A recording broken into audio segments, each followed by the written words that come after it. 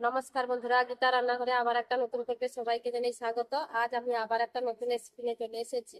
আজ আমি তৈরি করব এঁচড়ের পকোড়া বা বড়া। তো এঁচড়ের অনেক রকমের রেসিপি খেয়েছেন, এই রেসিপিটা একবার বানিয়ে খাবেন, খেতে খুবই ভালো লাগবে আর খুব সহজে বানানো। তো আজকে রেসিপিটা আশা করি সবার ভালো লাগবে, প্রথম থেকে শেষ পর্যন্ত দেখতে থাকুন। তো আমি এঁচড় পকোড়াগুলো বানানো শুরু করে দিই।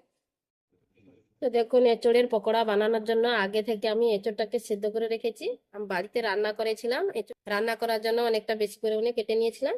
তো সেখান থেকে আমি কিছুটা তুলে রেখেছি। তো নুন আর হলুদ দিয়ে আগে থেকে সেদ্ধ করে নিয়েছি।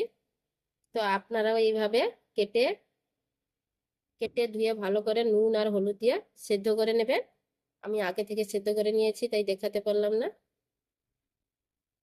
এইভাবে সেদ্ধ করবেন, দেখুন একদম নরম হয়ে গেছে। এইরকম ভাবে সেদ্ধ করে নেবেন। বাড়িতে রান্না করেছিলাম বলছি বন্ধুরা, তার থেকে কিছুটা তুলে রেখেছি। এভাবে কচি এঁচড় হলে পকোড়াগুলো খেতে ভালো লাগবে। আলুটাকেও আমি এঁচড়ের সঙ্গে সিদ্ধ করেছিলাম, আলু আর এঁচড় রান্না করেছিলাম বাড়িতে। তার থেকে আমি 4টা পিস আলু তুলে রেখেছি আর কিছুটা এঁচড়ও তুলে রেখেছি। তো এর মধ্যে আমি কিছু মশলা দিয়ে দেব। যেহেতু আমি লবণ দিয়ে সেদ্ধ করেছিলাম, তাই অল্প পরিমাণে লবণ দিব। অল্প পরিমাণে লবণ দিয়ে দিলাম।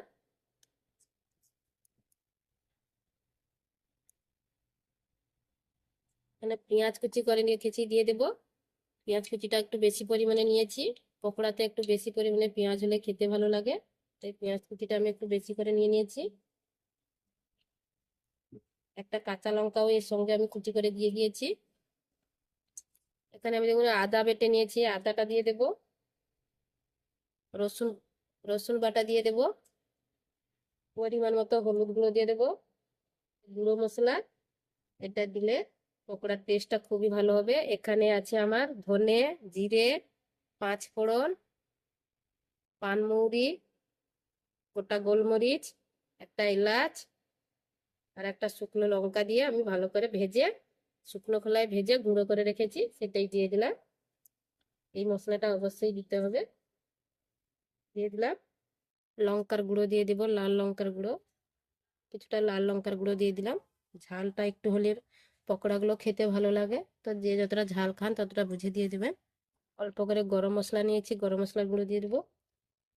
চিনি দিয়ে দেবো, কারণ হচ্ছে এঁচড় নিয়েছি, এঁচড়ের পকোড়া বানানোর জন্য একটু চিনি দিলে এঁচড়ের টেস্টটা একটু বেশি ভালো হবে। এরপর আমি চালের গুঁড়ো দিয়ে দেবো 1 চামচ। বেসন নিয়েছি, বেসনটাও আমি এখানে চামচে মাপ করে দিয়ে দেব। 1 চামচ, 2 চামচ, 3 চামচ, 4 চামচের মতো দিয়ে দিলাম।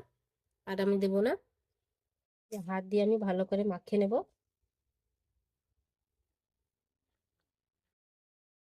আলু আর এঁচড়টাকে ভালো করে আমি মাখিয়ে নেব সব মশলার সঙ্গে।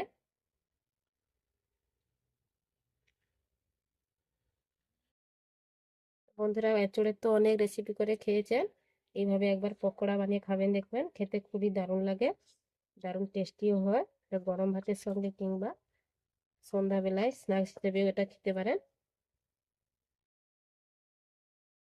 দেখুন এখানে আমি কোনোভাবে জল মেশাইনি, মাখানোটা দেখুন একদম টাইট টাইট হয়ে গেছে। তো দেখুন একদম টাইট টাইট মাখানো হয়ে গেছে। তো দেখুন এইভাবে আমি রাখবো, এখানে কোনোভাবে জল ব্যবহার করব না। ভাজার জন্য উনুন ধরিয়ে নেব, হাতটা ধুয়ে ভালো করে পরিষ্কার করে নেব।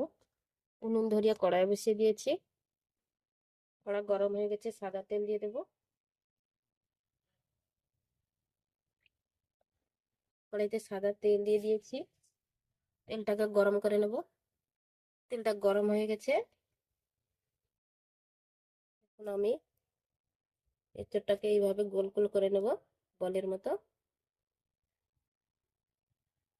গোড়ার মতো সাইজ করে নিয়েছি। দেখুন তেলের মধ্যে দিয়ে দেবো,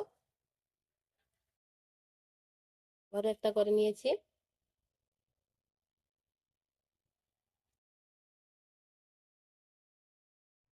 এইভাবে গোল গোল করে নিয়ে বলের মতো একে একে সব দিয়ে দেবো। তো এঁচড়ের বলগুলো আমি দিয়ে দিলাম কিছুটা, উপর থেকে এইভাবে তেল দিয়ে দেবো। এবার উপর থেকে আমি তেলটাকে ভালো করে ছড়িয়ে দেবো। তো দেখুন এক পাশ হয়ে গেছে, এভাবে নাড়িয়ে দেবো।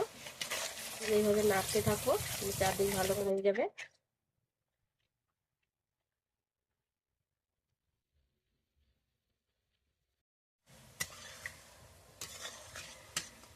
তো দেখুন আমি চারদিক নেড়ে নেড়ে বড়াগুলোকে ভেজে নিয়েছি।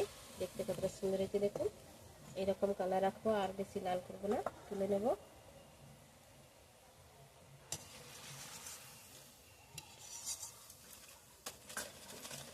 দেখুন দেখতে কতটা সুন্দর হয়েছে।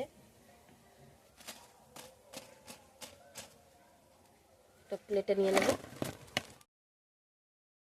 আবারও আমি দিয়ে দেবো একইভাবে বলের মতো করে।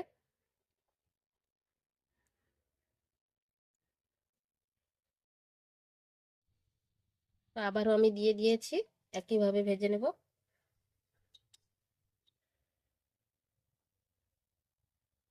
তো দেখুন আবার একইভাবে আমি ভেজে নিয়েছি, তুলে নেব। হয়ে গেছে। তেল থেকে তুলে নিলাম। তো আবারও আমি দিয়ে দেব। দেখুন এইভাবে বলের মতো করে নিয়েছি, গোল গোল করে।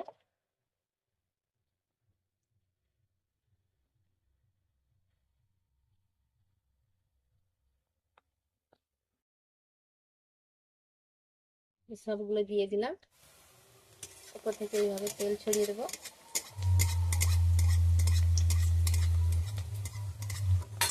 চারদিক থেকে ভালো করে ভাজা হয়ে যাবে।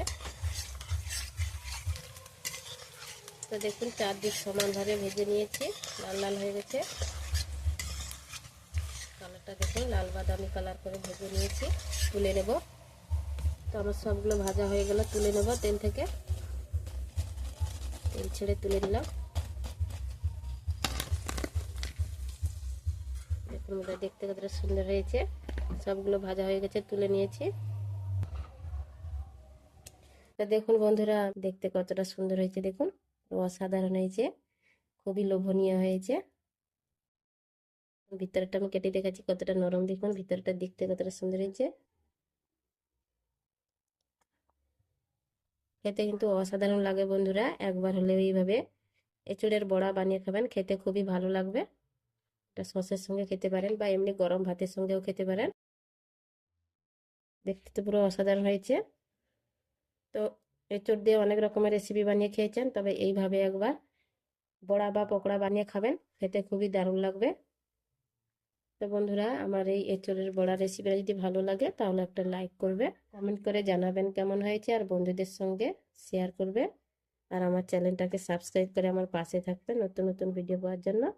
তো বন্ধুরা আজকে এই পর্যন্ত, আবার আসবে একটা নতুন ভিডিও নিয়ে। সবাই ভালো থাকবেন, সুস্থ থাকবেন।